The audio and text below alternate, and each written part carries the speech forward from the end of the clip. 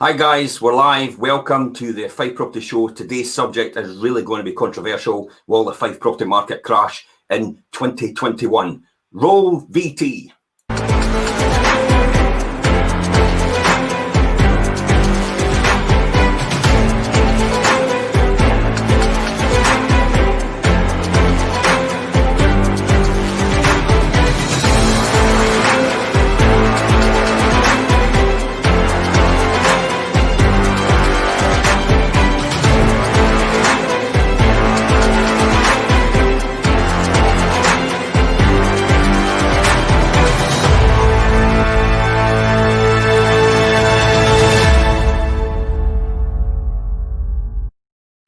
Hi guys, welcome to the Fife Property Show. It's live, it's your opportunity to questions and answers and get the real facts from the people in the game, I suppose. Better be careful what I say about game, just in case that's misinterpreted. Okay, my guests today are Richard Cook. Hi Richard, how are you?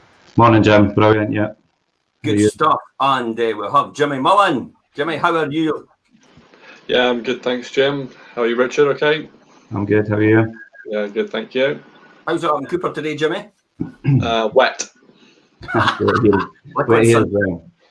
Wet, sunshine is normal. Yeah, that's the way it is. It's a typical Scottish weather. Okay, so let's get right into it. I mean, will the Fife property market crash in 2021? And really, what we're going to discuss is the three reasons why it might not be as catastrophic a scenario as some people are predicting, and we'll talk about that in a wee while. So in the last few months, the Fife and the UK property market has resisted and flouted every economists, put my teeth back in. I'm always putting my teeth back in. Economist prediction, with the economy a shadow of its former self, unemployment is set to hit 11.9%. We're sure about that. The government on track to borrow nearly £500 billion. Wow, I can't even comprehend that figure. How many houses will that will buy? I don't know. To pay for the coronavirus support packages, etc. All of this has had no effect on the Fife homeowners' enthusiasm or capability to want to move home. It highlights the influence of both the emotional impact of lockdown and the enticing appeal to save thousands of pounds in the stamp duty tax bill. Morning, Sarah. How are you? Thanks for joining us. If you've got any questions for us, Sarah, by all means, ask them. Ask away. So, guys, what about the intro then? What's that all about? You know, what's your thoughts on it, Richard?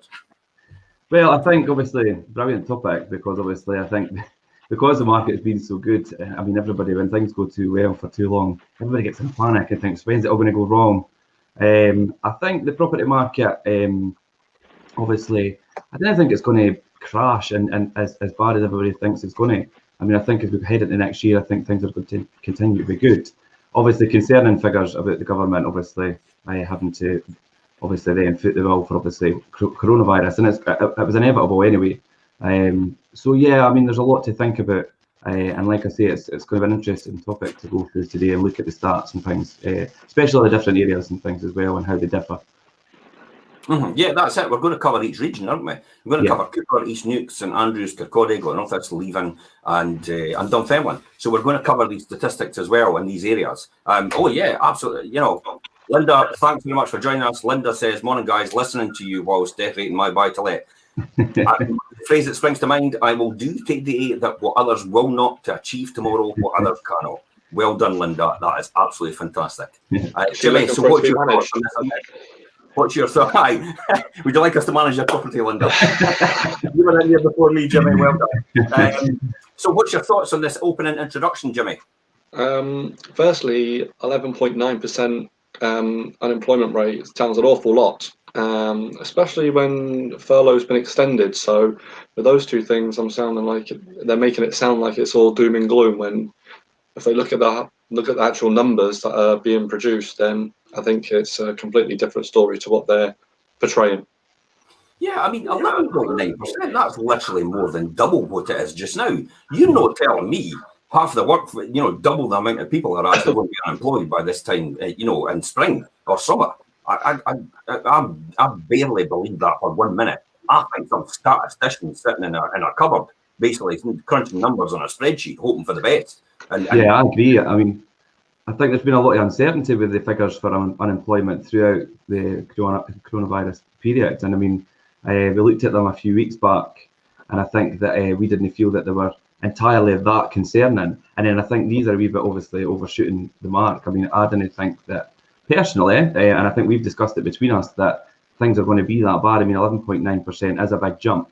So how do they justify putting a figure like that? It's a crazy figure. Yeah. 11.9%. That's I don't think ever in my working life or in my lifetime I've actually seen unemployment at 11.9%. Even in the credit crunch, I don't think it was up at that. Yeah, So I can't see the government actually going to a state where they're going to allow that to happen. They're going to probably continue to print money. Yeah, you have to step in. So that takes us on then. So we're looking at it, and then do you think it's actually driven by the fact? Do you think this market really is driven by people running for this stamp duty saving? Do you think that's a realistic proposition?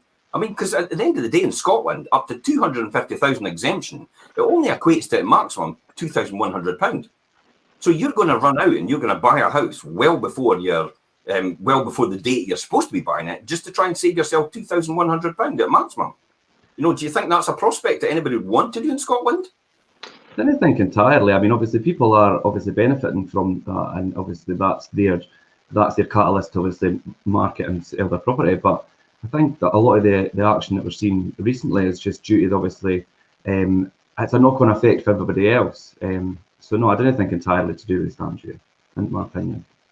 I would say it depends on who it is. We've had a lot of people that have holiday homes in Scotland that have sold because they know people could buy holiday homes and save that, and also they're making a saving on it as well. So I would say there was definitely a market for it, but I would say that's going to potentially slow down now. But we'll have to wait and see. But just that particular market that would slow down, not necessarily the rest. Yeah, absolutely. And so for the last few months, the Fife property market has been akin to a surfer, basically, riding the unexpectedly large wave, effectively. The question is, will the surfer crash down, i.e. the property market, onto the rocks, or it will calmly arrive at the beach unscathed? We'll look at the house prices first. So, okay, UK house prices are 4.7% higher than they were 12 months ago, according to the Land Registry. Okay, so whilst in Fife, they're 2.3% higher. So let's drill down that 2.3% right across Fife. So in the East Neuk, for example, it's above that. It's 2.6%. No surprise there. You know, that's what you were saying, Jimmy, wasn't it? So what's driving the East Neuk market? The people that live in the East Neuk might not want to hear this, but I would say it's holiday homes is driving it. People from outside with a bit deeper pockets, willing to pay what it takes to get it. I think less people are going to be going abroad, so they're looking for the most desirable places to live in Scotland or in Fife, and that's where they want to be. It's Prayer in particular. As well, I found personally that there's a lot of people actually looking to retire to the East Neuk. You know, so they're actually bringing, and this is the key here, you know, it's all about, you know, you can get annoyed about people coming in, but the reality is if they're retiring, they're bringing wealth with them. You know, it's not the case they're bringing their debt with them, they're bringing wealth, because mostly when you retire, your debt's all cleared. You don't have a mortgage anymore. You've had money to spend. You've got you've got wealth. You've got disposable income to spend all the time. So that's what regenerates the area and keeps it going, because people spend within that area. You know, that's it. I mean, Richard, this is an interesting comment from Richard. Don't forget that the mini boom of 2020 effectively made up for the doldrums of the 4 years since the Brexit referendum confusion. It's all about confidence and certainty. And 2021 will have more of each, hopefully, despite unemployment. You know, I can't disagree with that at all. You know, absolutely. So Cooper as well, 2.3%. You know, that's just basically around where it is over right across Fife. Dunfermline, Glenrothes and Kirkcaldy are 2.2%. That's no surprise. I mean, they're kind of volume markets. They're more industrialised. You tend to find the rural areas, you know, the northeast of Fife and the east of Fife itself are all rural, so they tend to have a higher aspiration in terms of price points. Leaving 1.9%. I have a sneaking suspicion that's going to change when the train line comes in. So that's going to be 2024. That's going to be committed to. Yeah, actually, anyway. I think that's going to change. Yeah, definitely. And St Andrews, no surprise in St Andrews, 2.9% in terms of the prices are higher than the year before. Do we think that's going to change come spring with the boom it's gone so far? Because these won't take into account these figures. I didn't think that. I didn't think we're going to crash as much as, like I said previously, like everybody thinks we're going to. I mean, you think things will start to wind down. Some areas will continue to prosper. I mean, areas like St Andrews and East Neuk are always popular, and it's no surprise that the figures are higher than other areas. But like I say, I didn't think it's going to be a drastic dip.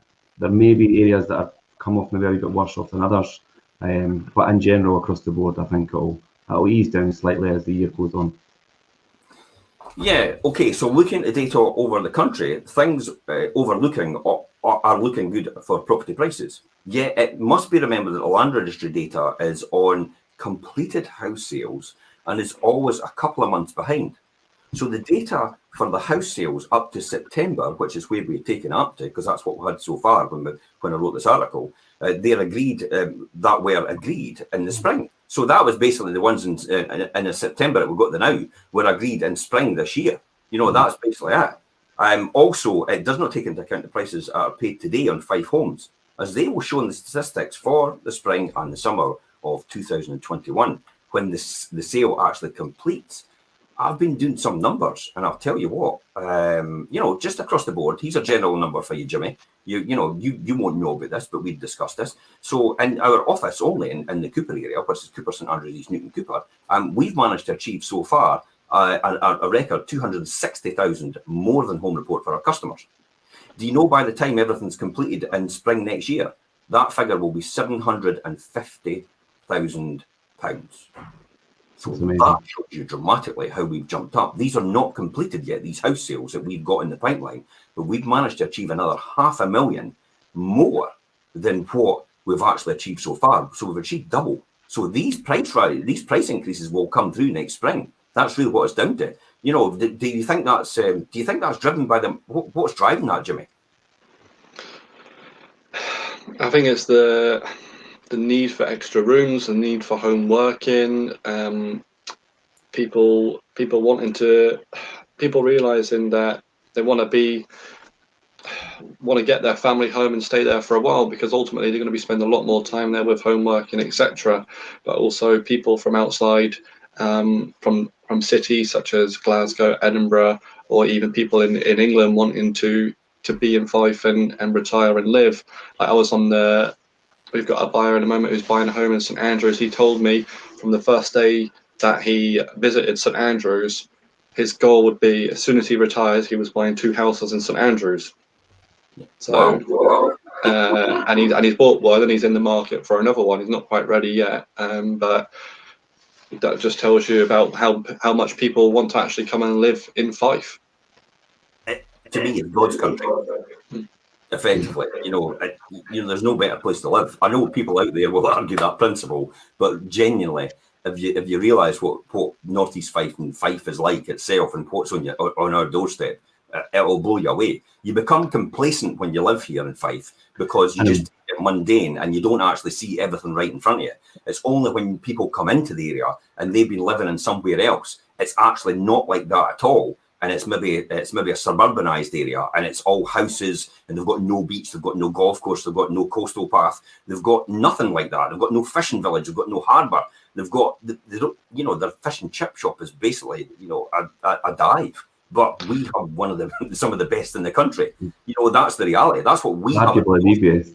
Combined with heritage, combined with history, combined with all these things. Leonard Lowe talks about the untold history of the East Neuk. The untold stories, the Weems witches as well. And all these things and the Reformation of the church, it took place in St Andrews and how instrumental that was. The Battle of St Monans. These are all things that people outside of this area have no idea what actually makes Fife the true kingdom of Fife. And that's why people buy into it. Once they actually engage with us and they see everything that we've done and all the video footage that we put together, they begin to go, wow, where has this place been all my life? I know, and obviously I think your videos recently, Jim, really emphasised that. I think people maybe listen to us and think, oh, these are Fifers, these are biased, but No, it's beautiful here. I don't Jimmy, think I Jimmy, quite you're sound from like a Devon. What do you Fife think? Well, Jimmy, you're from Devon, originally. So, what's your thoughts? I think since I've been in Fife, a lot of people, you say about all this history. I think a lot of people, when they visit for the first time, they actually search about the history in Fife, and then they learn so much about it and then want to live here. Then you actually find out that the people from outside, they fall in love with it and know so much about it. They're actually telling sometimes local people about Fife, and they didn't even know, and it's on their doorstep. Yeah. If that makes sense. I get A lot of people that. don't know. Yeah, I get that completely. It's like, they actually turn it around. It's the classic example about, let's look at it. I know it's the commercialization of the world, Disneyland. And everybody at Disneyland that lives near Disneyland goes, it's Disneyland. Yeah. Deal. Everybody outside of Disneyland goes, it's Disneyland. Yeah. And it's the same with Las Vegas. It's like, I tell you what, when I went to Las Vegas, every single person that lives in America says, now remember, Las Vegas isn't a reflection of America. And they were almost embarrassed by Las Vegas. And yet, to me, it was like, wow, it's Las Vegas. It's the gambling capital of the world. Not that I gamble, actually, because I don't. Entertainment was actually what I went to Las Vegas for, and obviously our conference we had with the real estate conventions, Richard. Yeah. That's where that came down to. But back to this. So, okay. So Fife house prices will inevitably ease in 2021. Well, will they? I mean, anecdotal evidence over the past few months has suggested that buyers are using their stamp duty savings on the price that they are prepared to pay for their Fife home of their dreams. So when the stamp duty holiday finishes in spring 2021, will we see a reduction in the price Fife properties sell for, as buyers now have to hold back some of their cash to pay for that actual stamp duty? But as I said, we're not as, if it's in England, it's up to 500,000. You're talking about stamp duty savings about £16,000. In Scotland, it's 2,100. So is that really going to be a realistic proposition? Will somebody actually say, well, for an extra £2,000, I'm not bothered. It's the house of my dreams. What is that to you? You're going to stay in it for 20 years. Well, that's £100 a year. Yeah, I don't think a couple of thousand is going to be a big hurdle for the majority of people anyway, to put them off, especially like you say, if it's a dream home and somebody wants to move, you make it happen. A big difference to obviously the stamp duty south of the border and things. So I don't think it'll have that much an effect, no. Okay, so mortgage approvals, interestingly though, are at a 13-year high. Wow. I've been waiting for you to say that. A 13-year high. That's unbelievable when you think about it. But then what's driving that mortgage market? Really, a better statistic to judge the property market by are the number of mortgage approvals. That is true in itself. A lot of people talk about house prices to judge the property market and where the house prices are going. But the reality, it's a mortgage approvals and it's number of transactions coming on versus number of transactions sold. It's these numbers that are key to understanding the property market, not the price itself, because it's how many people are moving because of circumstances and how many mortgages are getting done, and that's the credit crunch basically, or that's the flow of credit through the system. Okay, so a better statistic to judge it then again by the mortgage approvals. The vast majority of house buyers need a mortgage. That is another good place to look at the numbers, as they're much more up to date than the land registry figures, because they put them out a lot quicker. So the Bank of England recently stated that 97,500 mortgages were approved last month. That's about 100,000 mortgages in a month, up from the long-term average of just 65,400. So that's quite a jump in terms of the amount. That's quite a jump. This was the highest number of mortgage approvals since September 2007, and the whole third higher than mortgage approvals in February 2020.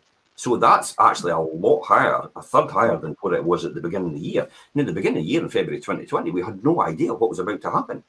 And that we, at that time, predicted we were going to come in with a record year. It started off good, yeah. Yeah, I couldn't believe it. And when we had the Boris bounce in the property market as well. So the Boris bounce actually had that as well, I think, and had some sort of effect, because everybody, that sort of lift, a rising tide lifts all ships, I usually say. That's probably it. And then here's the key here, though, and Sarah asked a really good question. Will Brexit have an influence on housing market sales? Okay. That's a good question. Who'd like to answer that one then? Carry on, Jimmy. Richard. Jimmy, we're asking you. You're the I know, stage. Jimmy, come on, you're the sales agent. What I would say is to look at the key numbers here. Ultimately, as you said, highest number of mortgage applications since 2007. Clearly, people still have money to spend. I think some people overcomplicated it. People have highest number of mortgage applications since 2007. Quite clearly, they're looking for houses to buy. There's not enough houses on the market. Ultimately, more competition for less properties, prices are going up. I think it's people overcomplicate it. It is really that simple when it comes down to it. It's true. It's in its simplistic form, I would say. It is in its simplistic form. It is a numbers game at the end of the day when you look at the numbers themselves. There is an emotional decision, and it's based on need rather than actually want. You know, you need a bigger house because you have a bigger family. You can't tell your parent to stop gestating and just don't be born just now because I don't have a house for you yet. You know, Don't grow. you know, that's no possible. You know, that's just unrealistic. And then when your kids leave home, then it's a case of, you know, I'm needing to downsize now. So the market's driven by need rather than anything. And if the availability of credit, it's like what you said, Jimmy, there, as mortgages are available there, then people will still continue to move. This is ultimately the fundamental difference between the credit crunch in 2008 and where we are just now. Because the difference is the credit crunch, where exactly what it says in the tin, we had no money to lend. Yeah. The banks still have an abundance of money to lend just now. And they've actually just been told they're now able to start paying dividends to their shareholders. Now, they were told before lockdown, just before it came in, they were specifically told by the government, you will not be paying dividends to your shareholders and to pension funds or anything. And that's what it is. But now they've been told, almost, I think it was yesterday, the day before I read, they've been told, you know, happily, your liquidity is fine, you're okay. So they've said you can go on paying dividends to your shareholders now. So that's a real key indicator about where lending is and where the availability and the provision of money and funds is. So I think the mortgage market will still continue to thrive. Jimmy, you've got something to say? I think it might have been a week or two ago, 90% mortgages were back as well. So it makes it even easier for people to get mortgages and buy properties. So couldn't agree more, Jim. Yeah, exactly. I mean, 90% mortgages are back. Some lenders are coming in straight away. They're still going in and they're offering 90%, and then all of a sudden they're like, after a week, it's like, we're sold out. I mean, look at the First Home Fund. The First Home Fund was allocated at the beginning of the year in April. Now, lockdown came into place in April, and then what happened from there? We got into September, and they said, we'll have to stop. We've run out of money. And yet that was taken into account that 4 months of the year, actually, you weren't able to lend money at all. And yet the allocation for the year, for the whole of the fiscal year up to the end of March this year, next year, was taken by September, October. You know, so that tells you straight away there's a huge demand still in the market, and if the availability of money is still there, then that would work out fine. So Wendy actually says, do you think mortgage rates will drop again early 2021 as they are currently on the rise, especially on 90% loan to value? I think banks are, personally, I think banks are just taking advantage. I definitely think that the one thing that's actually going to be happening soon is a lot of mortgage lenders are actually, if they've based it on LIBOR, they're being told they've got to change it to normal base rates. So I don't know if you guys know what this is, but the London interbank rate, the lend on between banks is the LIBOR rate. So what that happens is some mortgage lenders for buy-to-let, they then say it's LIBOR plus 2%, instead of saying base rate plus 2%. And LIBOR is sometimes a different rate, and the LIBOR is a risk rate. So when they communicate with each other, the LIBOR rate's a bit higher, which it typically is, you tend to find that mortgage rates will go up. So when they're lending to each other to lend to the public, their lending to each other is higher between each other. Therefore, they have to lend to the public higher, if that makes sense. Hence the reason why you get 90% mortgages at a higher rate. So if the London interbank rate comes down, possibly that might come down. I hope that answers your question, Wendy. That is really a crystal ball. We need to. I personally think they'll align One of the things that really gets on my nerves is the fact that they still take advantage of limited companies for people putting mortgages in limited companies as buy-to-let, but yet still insist that we'll have a personal guarantee on it. So it's more or less just like it's in your name anyway. So why would you need to charge higher? Where's the risk? But that's me getting on my high horse about it. That's an issue for you, yeah. Yeah, definitely. It's not. It isn't. I mean, I often say I don't really like saying it's not fair. Because you're not the only one. I mean, there's others out there that are obviously experiencing the same. So, as the country where we are due to smash through 2019's 524,000 total number of mortgage approvals this month, despite the fact that the property market was closed for nearly 3 months in spring. It is vital to remember that mortgage approvals do not equate to people moving home, remember, because some of them might actually be to people actually, just remortgaging. So they've decided they've come out of their fixed rate deal. I've noticed when I've gone round to a lot of people actually to sell their house, a lot of them are actually coming out of their deals now. So, maybe 2 years ago, there were maybe good rates available. They're now beginning to think, okay, I'm coming up for it next year. I'm coming up for mine as well next year. I'm coming up for mine next year as well. Yeah, and you're coming up for yours. So that kind of makes sense, how that number would be quite high, because it is a golden opportunity to actually be able to fix just now and actually get into possibly a 5-year deal. I mean, there's crazy 5-year deals out there at 2.5%, 2.99%, 10-year. Some mortgage lenders are actually 10-year deals. I mean, if you get a 10-year deal, they're insisting that you've got to have 60% loan to equity. Yeah, loan to value. But for some of us, that's possible. For the older generation, me. I have to admit it's me. That is possible. Okay. So let's look at what Joyce says. Joyce, if you were a cash buyer, would you buy now or wait till next year when it is meant to slump? Jimmy, what's your thoughts on that? Strike while iron hot, I would say. Who said it's? Well, I think the key is that it's meant to slump. Yeah. Yeah. I personally, I don't think I could see a slump, but we'll cover that later on. Why that is the case?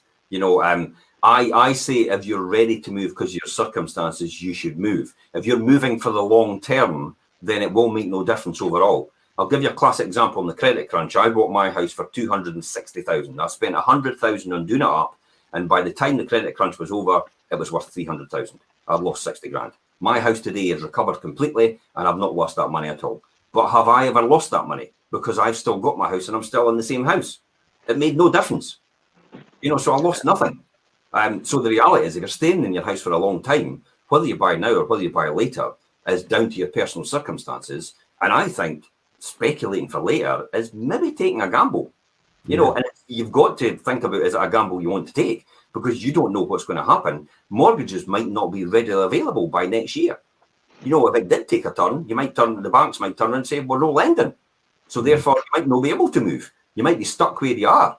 If you've got fixed rate interest mortgage as well, and you're at, for example, maybe you're at 4% because it's been in a 5-year deal, and you wait till next year thinking, oh, wait till next year before I move because I'm going to hang off and I'm in rented accommodation, I'll get my mortgage next year.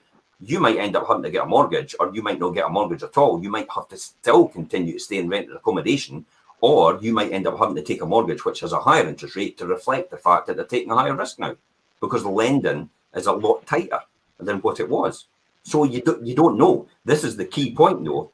You are taking a gamble. If you're ready to move now, then I would say move now. Don't gamble. Yeah.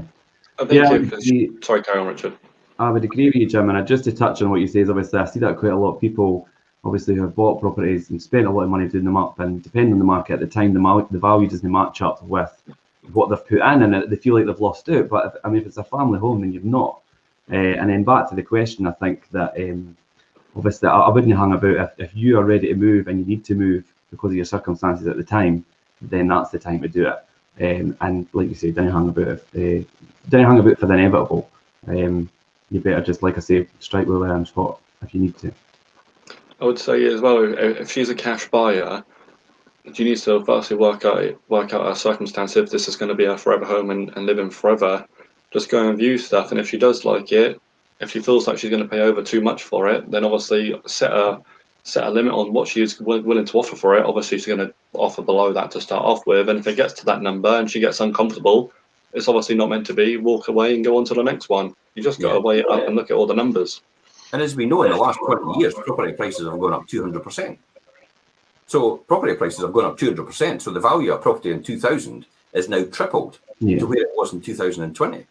And that's the statistics. So if you're in a house for 20 years, then the likelihood is going to go up significantly in a 20-year period. I appreciate it. Yeah, absolutely. I do have apprehensions, though, that many Fife people buying and selling their Fife homes and in a chain may not be able to realise the move before the stamp duty rules change to the end of March 2021, as there are massive backlog with mortgage lenders, local authorities and the searches, chartered surveyors surveying the property and solicitors doing the legal work. I mean, that's a big, big problem. All combining to slow down the house selling process and the buying machine. I mean, we've experienced that, haven't we? You know, I mean, look, for example, one of the offices, I did the statistics again. This is where I got this number about we're going to generate another £500,000 more than the home report for our customers over the value, and it's going to come through. But it was actually, when you looked at it, it was that we've got about 49 to 50 properties in the pipeline, actually waiting to conclude, and they've been sitting there for a while because of the process. It's taken a lot longer than what it should take. You know, have you experienced that, Jimmy? Yeah, we got to late October, early November. Actually, I would say October to early November. Every time I was ringing up solicitors, just saying, "Look, I'm just about to send you through the offer, etc." The first response would be, "Please tell me they're not hoping to conclude before Christmas." So I think that's that just tells you how overwhelmed they are. The first response was, I mean, I hate to say it, but I have had people on the phone sitting saying, "Can I get in before Christmas?" And I almost felt myself coming off the phone and everybody having a laugh in the office, genuinely, because it's like, my God, that's not going to happen. You have no chance. And the likelihood is you'll probably not even get in before March next year, possibly. So you need to be, the key here is, we've said it on our show before, our successful shows before, you need to make sure you've got all your paperwork in place. If your mortgage broker asks you for any information, get it to them as quick as possible. If your solicitor asks you for information, get it to them as quick as possible. If your estate agent asks you for any information, get it to them as quick as possible. You need to do that because it delays the whole process. You're as quick or as slow as the slowest person in that chain. That's really what it comes down to, and that then opens another barrel of fish, basically. You know, Pandora's box, because then chains, you know, as well. Property chains, you know, you're the slowest is the slowest person in the chain. If you've got 2 or 3 people in your chain looking to sell and looking to progress, you're all going the same speed as the person in that chain. So again, that's why we're qualifying people all the way through. So the important decision is when you get an offer from your estate agent. I'll cover this now because it's no part of this show, but I'll cover this now for people. That's important. If you have people relying on buying your house, selling their house, and vice versa, and all the way down, you know, you need to make sure that everybody is in a position to proceed in order to make sure your house sale goes through. It is something that we are quite vigilant about all the time. So speak to your estate agent, get back to them, and make sure everybody's in a position to do that. That's the first thing we do every single time. So So I would also make sure when it gets to that conveyancing process, I had someone that we're selling on behalf of. He was buying a property from another agent. It's meant to be go on the 8th, but it's now the 15th. It was a couple of weeks ago. I was chasing up just to find out how it's getting on with our client. The whole process had been delayed 2 weeks because the agent hadn't sent on the offer to the property they're buying. Yeah, and it's these simple things that will slow it down. It's the proverbial motorway. When you join on the slip road into the motorway, and then you get to the end of wherever the congestion was, there's nothing there, and it's like you're astounded. You're like, what was holding everything up? You know, it was just all these wee small minor details in that process of people cutting in, people cutting out, and people going in front of each other that actually slowed the whole thing down overall. So, you know, that's the key thing. If you're in a chain at the moment, you must constantly be talking to all parties involved and ensure everything is focused, getting the sale completed by the end of March. You know, that's the key. If you have responsibility to get information requested back in hours, get it back in hours, not weeks. Because if you don't, you might not get your Fife home moved through before the end of the stamp duty holiday. And without the discount, someone in your chain may pull out. That's a key as well. Someone actually may pull out if they can't afford that, because it might be they've mortgaged themselves up to the hill. They've offered all that money towards their property purchase, and then if you end up slowing them down, they then can't complete within that stamp duty threshold. Therefore, they have to then find another £1,000. And if they've no money, their sale falls through, and guess what happens to yours? So it's key that everybody needs to take action in that process, and that's something to be vigilant about. Okay, so the number of people moving home in Fife is anticipated to drop sharply after the stamp duty holiday ends at the end of March 2021. And that is probably going to be the biggest impact on the Fife property market in 2021. And yes, there has been a slight readjustment in the prices paid after March 2021, as mentioned above. You know, that's what we've been talking about. And a reduction in the number of people selling their Fife homes does not inevitably lead to a house price crash. I mean, you know, I'll explain what I've explained before to quite a lot of people who have actually asked me about this.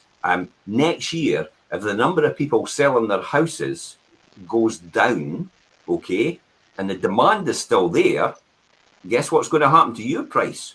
It's going to go up.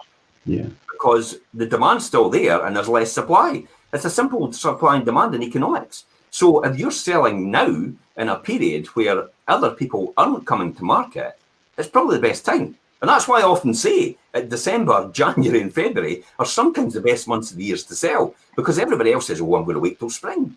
It's like, and then they flood the market in spring. Yeah. So often now is the time to sell. That's what I've been if their circumstances lead to, I think they should sell, and obviously I would advise them on that, unless I think they're not the right thing for them to do, and I'll tell them that. But it's pretty simple to see that there's not much on the market right now. Highest number of mortgage applications. It's a pretty straightforward decision if your circumstances are that you should sell. Yeah, I mean, yes, there will be a number of people who have to sell in 2021 because possibly they might have lost their jobs. You know, they've been forced sales. I don't think the government's going to allow that to happen. I definitely think they're going to probably step in and do something different. There's certainly a lot of lessons learned from the credit crunch, which are actually that's why they're not letting this happen. In the last two property market crashes, okay, in 1988 and in 2008, there were a large number of forced sales in a short period of time because business owners had to sell their homes as the business had gone bankrupt because of the credit crunch. That was another key factor as well. Businesses weren't getting lending to keep themselves going. And that implicated everything as well. So as well as people losing their job, increased the supply of properties coming onto the market in 1988 and 2008. So that actually increased the number of supply, and therefore that then caused the house price crash.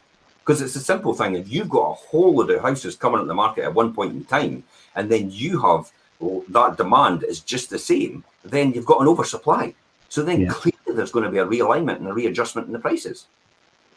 Yeah, I mean, what we're seeing now is obviously the amount of buyers have absolutely saturated the market. That's on the flip side, saturated the market. We've not got as much property on, but we've still got all the demand there. So it's continuing to push prices up because properties coming on the market are getting so much interest.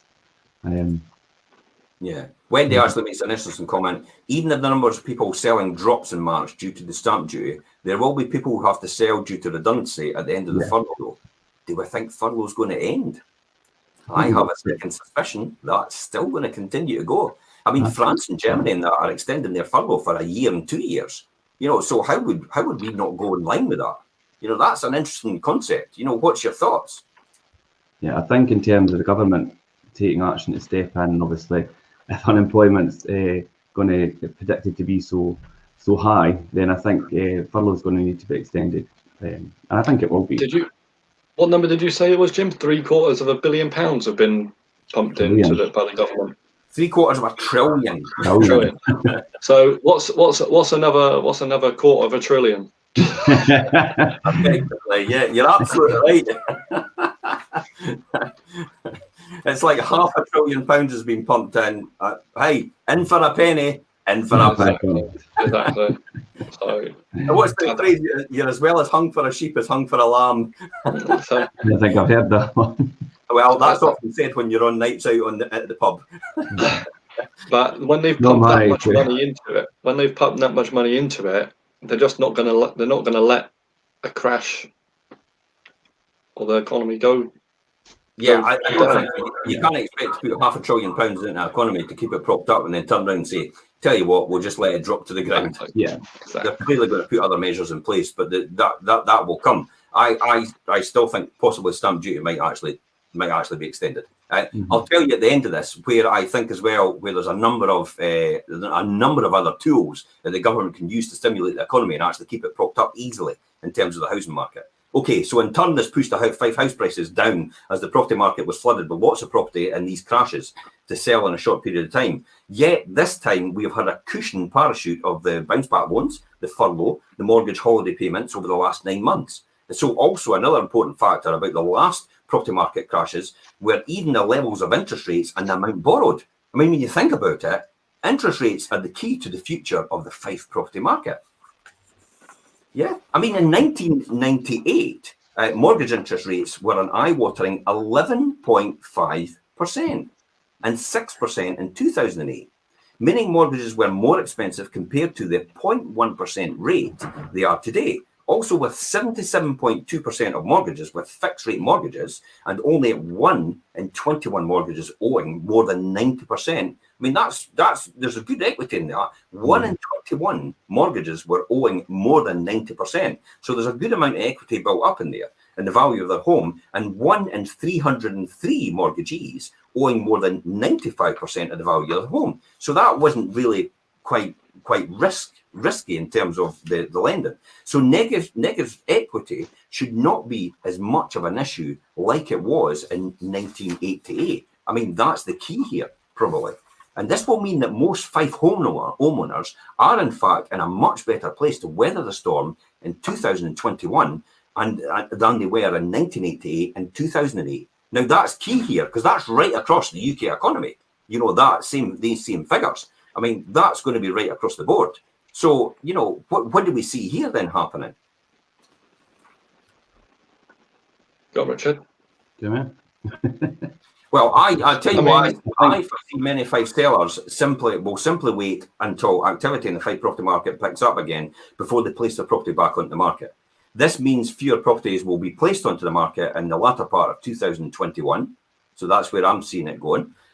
Meaning that Fife house prices will tend to hold up as a result of that. Again, this comes to supply and demand. If less people put their houses on, demand's still there because it's circumstances that drive our market, not speculation. People don't sell because they're going to make money. People sell because of the circumstances. It's all proportionally the same. Right. You know, if you're buying at 1,000, you know, in here, and it's the same time of year, you're buying the other place at 1,000 as well. And if both crash in terms of prices, if you've got equity in your home and yours is at 800 and then the other one's at 800, there's no difference here. You've bought at both the same levels. I had that in the credit crunch the last time in 2008, where people said, I'm not paying that much for it because the market's crashed. I'm thinking, but yours has crashed as well, so it's all relevant. Yeah. It's all relevant. You know, it's still the same. Both prices of properties have gone down 20%. So therefore, why would that make any difference to you? So that's the reality. So I think Fife house prices will tend to hold up. The people that will be affected by less properties coming to the market will really be the estate agents, the solicitors, the home removal people that are involved in the number of property transactions. Because our market's driven by transactions, not house prices. You know, that's really it. We're in business. We make money on the number of transactions we do. You know, that's all. Well, actually, we make money because we make our customers money. That's the key here. That's why people buy us. But that's another story completely. Other estate agents make money on volume. That's how they make their money. But we make money for skill and expertise. And that's why people buy us. Okay, I'll get off my soapbox with that one. That's a show in itself, Jim. I also believe that there will be interesting investment opportunities to be had in the Fife buy-to-let market. This is your one, Richard. In the latter half of 2021, with the potential changes in capital gains tax regulations. We spoke about that in last week's show.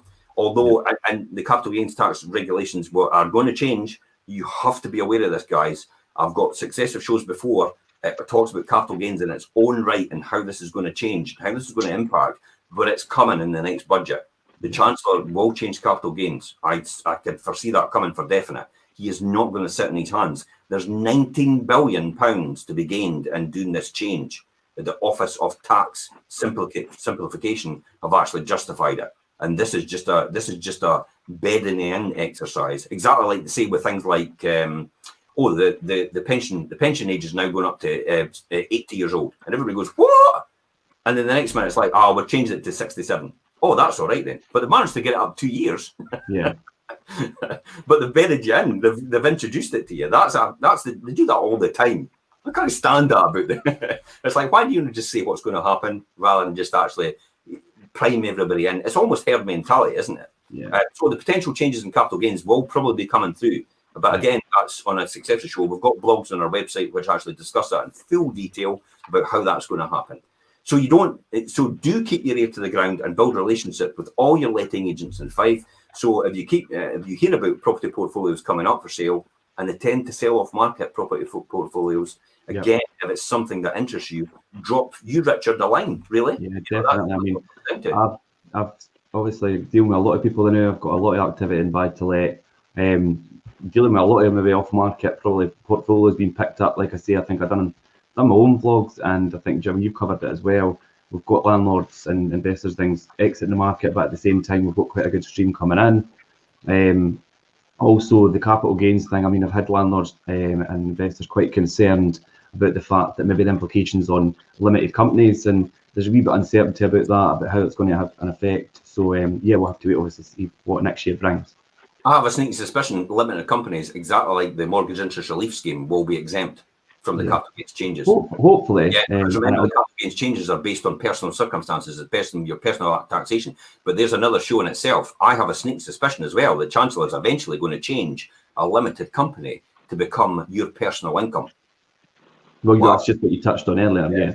So that means if you make money in a limited company, whatever that profit is going to be taxed on your personal income. Your own, from now on. You're not going to be able to keep that in your limited company. But again, that's another show in its own right. So Heather, thanks for watching, Heather. So is it a good time to use the cash to invest in buy-to-let, or is there any merit in waiting? Richard, over to you.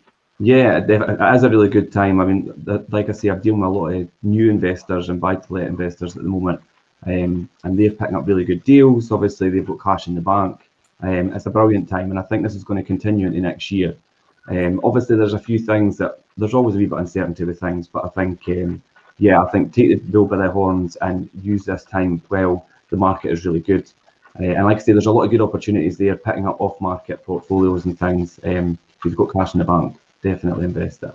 I mean, the key is, though, you're getting up to a 15% net return if you do the numbers. Because remember, buy-to-let's a numbers game. That's really what it comes down to. So it's not anything to forget this thing about it. Is it a good time? A gross yield. No, the gross yield thing. No. Oh, you're getting a gross yield of so-and-so. Gross yield has nothing to do with it. Gross yield has nothing to do with it. It's only relevant if you're putting cash in and you're not using a mortgage. Yes. It's all about net return on bottom line. What are you getting bottom line with your money at the end of it with the money you got in the investment? If you end up putting all your money out on a buy-to-let and all your money comes back out in a mortgage and you have no initial money in the first place, you are talking about an infinite return on investment because you have no money in and you're still making money on the money, but you make money on the bank's money. Yeah. Superb. And I do that all the time. That's how to do buy-to-let. Investment and infinite returns. And, we can talk about that more on another show, or if anybody wants advice, please get in touch with Richard or myself. We're more than happy to give you advice on infinite returns, how that could be done, or potentially where you're comfortable with your level of investment strategy. And there's lots of other people out there as well that we know that we can point in the right direction to get advice and support and also help you with refurbs as well. Because initially, a lot of people get into buy-to-let and think, God, I've got to do a refurb, I've got to organise contractors, I've got to do everything else. But we have people on board that actually do that for you.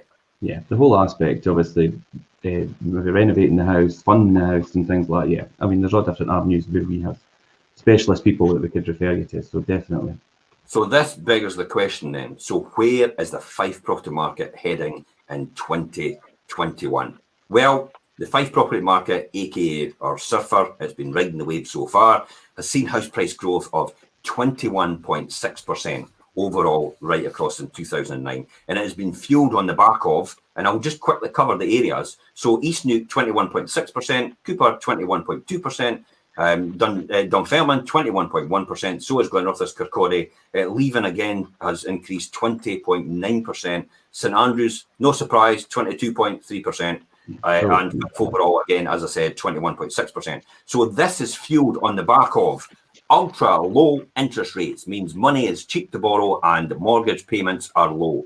With the Bank of England pumping 150 billion into the economy in November with quantitative easing to add to the 725 billion they have already spent on quantitative easing since 2009.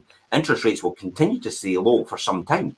Interest rates are going to continue to stay low. I think that's key. There's no way we're coming out of this and we're going to be putting interest rates up, I think, in the next 5 years. No, and I possibly even think in the next 10 years. Yeah, and I think, like you say, a lot of the market's driven by interest rates, and if they're going to continue to stay at a lower level, then the market's going to continue to be. If you've got your money in the bank, you're wasting your time. Yeah. You're getting zero on that. And retail price index since 2000, the year 2000, has gone up 69 to 70%. So if you had your money in the bank and you were earning zero, and that happens in the next 20 years and it goes up 70% retail price index, you've lost 70% of the value of your money in the bank. That's why you need an investment that you need to put your money in order to make that return. And there's no better thing for me, you know what I'm going to say, it's property. If you have an investment out there which makes more than property, get in touch with me and I'll do that as well. Every single time I say that someday, they don't have that at all, and no one's ever come to me. And I've said that every single year for the last 30 years. No one has ever shown me an investment. It earns more than property over the long term. It is an income that you successively have coming every single month if you want, and then you could also have a capital appreciation in the background as well as a slow burner. So one actually looks after your living, the other one looks after your lifestyle.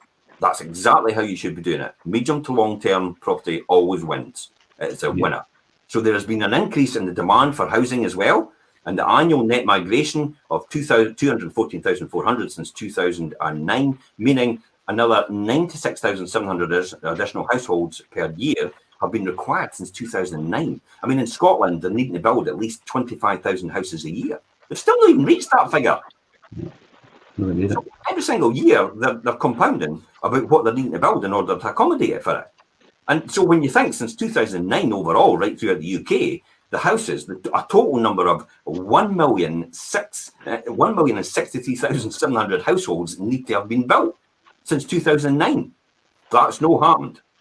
So that's why there's an increase in the demand for housing, for the net migration, for people coming in and also people coming to work here. Now remember, that's immigration, that's proper policy. That is people coming to work here because they can earn here and they work here and they reside here and they contribute to our economy. There's no people that take from our economy. That's these people. That's the people that look after everybody in the NHS, basically, and hospitality industry. Yeah. We need these people to generate money, to generate taxes, to invest in our economy, to keep our economy going. If you don't have these people, our economy goes down as a result of that. But again, that's another show. You know, I could have shows forever. We've got a lot of other shows. Anyway, okay, let's round this up. So the average age of death as well has risen by 2.1 years since 2008 in the UK. People living longer delays the property from being released back into the market, into the property ladder. And for every extra year of their life that average Brits live, an extra 290,850 households are required by the UK. Think about that. So every year the average age goes up for the people. You need another 300,000 houses to still maintain in order to keep these people housed and actually bring the new people in that have been born into houses. Because every single day someone makes a decision to move home. Yeah, that's it. And ultimately, so you need more housing as a result. And if we're not building more houses, we've got a problem. So none of these things have changed because of COVID. COVID has changed nothing here. That has had no effect on these numbers. These are all there, not because of COVID, and they will still continue to be there after it's gone.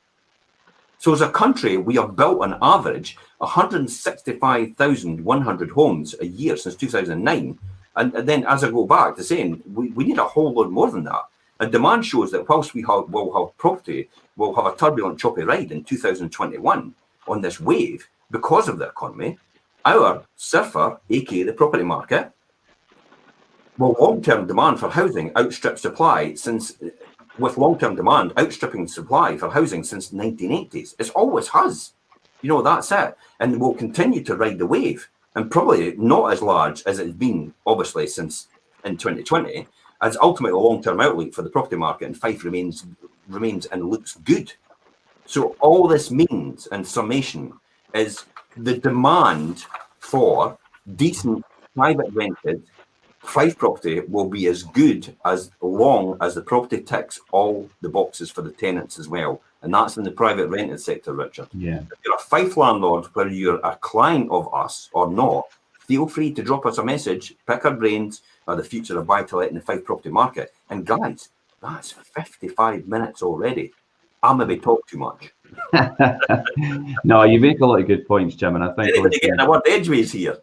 you do have quite a plethora of knowledge. So, I mean, obviously, I've learned a lot from you myself over the years. So it's good to hear, obviously, your input on things as well, especially when it comes to investing and being a landlord yourself. And yeah, definitely, I think at the moment, obviously, if you're looking to invest in things, definitely come and speak to us. There is a lot of uncertainty sometimes with landlords and a lot of fear when it comes to investing. People have got money in the bank and just think, oh, what? And the fear of investing, and I think property is the way to go. And if you do need to speak to a professional, yourself or myself, obviously, it's free advice. Yeah, Jimmy, your summation for this. What's your thoughts overall then?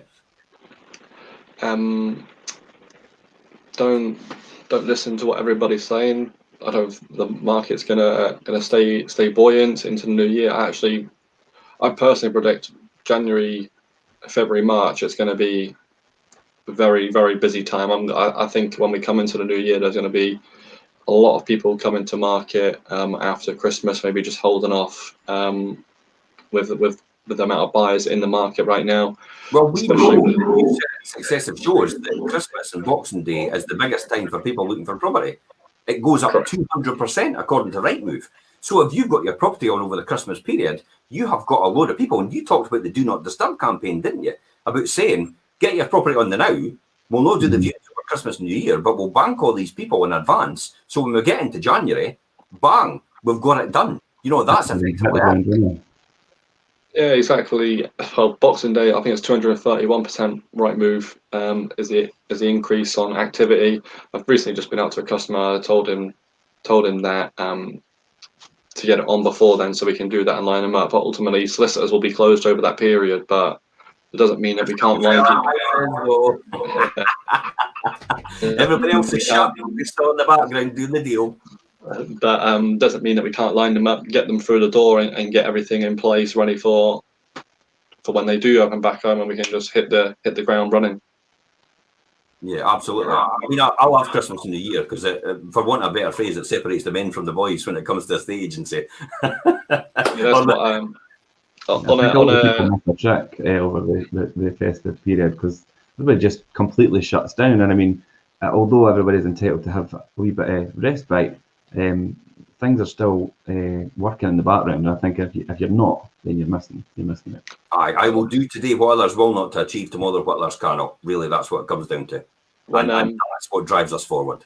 When I was in I'm in a group learning about a bit more and learning from different people all around the country about estate agency, picking up new things, etc. And we were talking about whether we should be shut or open over Christmas period.